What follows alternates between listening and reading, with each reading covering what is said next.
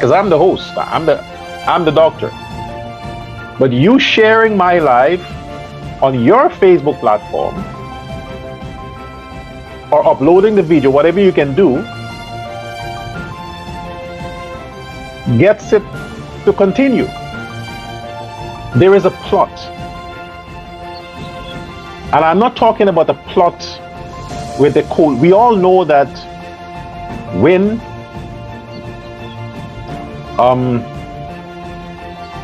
all these other party,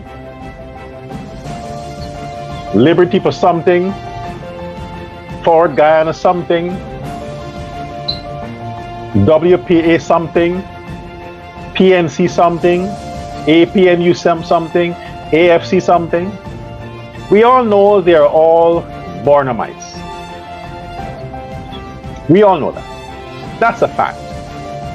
We can't dispute that. It's a waste of time trying to argue the semantics. We all know they're Bornamites.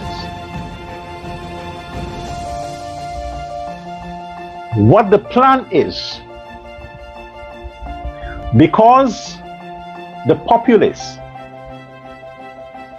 has lost trust in the PNC for over 30 years. The PNC has been dwindling and dwindling and dwindling. What they did within themselves, they came to a conscious decision to split the votes, to come out, to invent spies, to create small parties, and to have those spies target the Indian population. As Jagdio says, the organic PPP supporters, those supporters is the ones that the PNC offshoots targeting. They are not targeting the blacks. It is a perception. It is an illusion that they're targeting the blacks. They're not, because the majority of the blacks in Guyana are PNC to the core. Why? Because they are raised in a household that were indoctrinated under Barnum theology. And the Barnum theology has a lot to do with racial identity, racial African identity. Barnum was an extremist. He had this perception of black supremacy within Guyana. So those fathers and mothers and grandparents were raised with that ideology, which they passed on to their children. But they also told their children, you have to play the game. You have to walk the walk like the Indian, but at the end of the day, you vote black. You always vote black, because they tell their children, they educated their children, and I'm certain you heard it the other day, when they said, let me use the term coolie. A good coolie is a dead one. You heard that, right? I have also heard it. I heard it. When I associate as a kid coming up, and I would overhear, in certain black groups, they say, you can't trust them coolie. A good coolie is a dead one. I couldn't wrap my head around it. But then later on, I asked the question, what do you mean when you say that?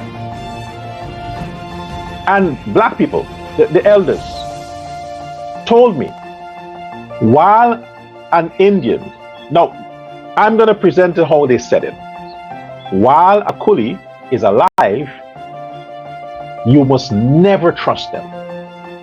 Because the coolie would say whatever he has to say, pretend to like you, pretend to love you, because he sees something that you have that he needs.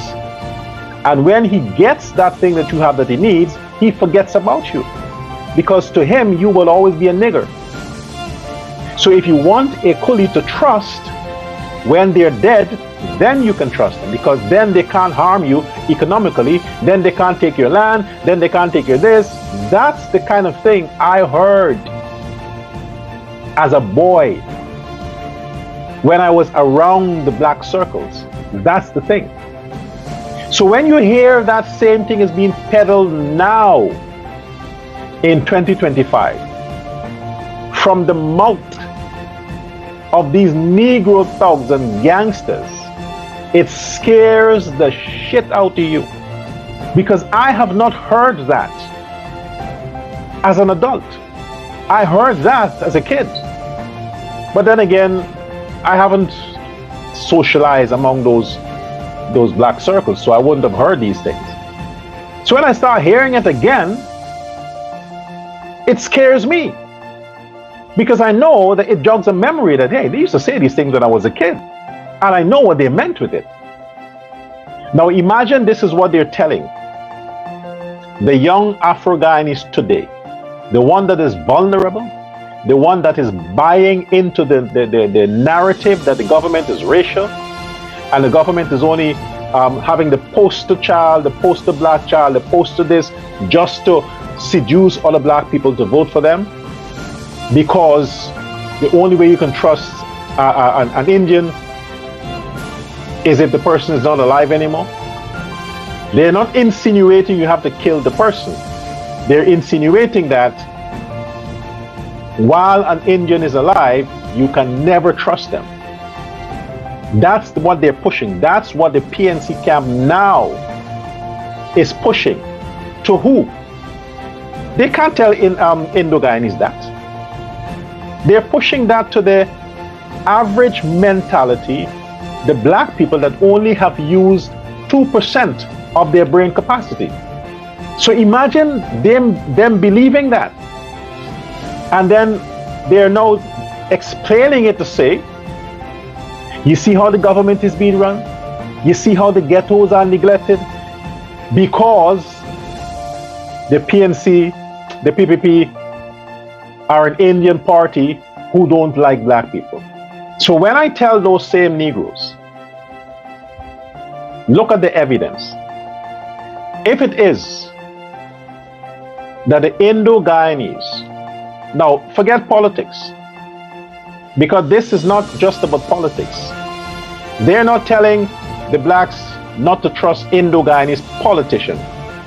They're generalizing this. They're telling the blacks not to trust Indians in general. I can't have that. So I have to tell the black people, let us examine the facts. Look at your life. Try to tap into the memory that you have as far back as you can go. Your memory. If you can go to a time in your primary school days or your nursery school days, or as far as you can remember. Because every community in Guyana is mixed, largely mixed. I tell them, give me one instance, one, in your time growing up as a black person where an Indian betrayed you. Just one. I don't want the whole 2, 3. One instant. We're not talking about politicians. Because when these black people are peddling this thing, they're not talking about politicians. They're putting all Indians in the basket. So I want the blacks to give me one instant where an Indian in their neighborhood, in their school, on the job, discriminated against them, betrayed their trust, took something from them. Let me be specific. In your life, was there ever a time where an Indo-Guyanese took your land? Fraudulently took your land? Did they wrongfully got you fired because you're black? Did they rob you of your gold, your possessions, lynch you? Think about it.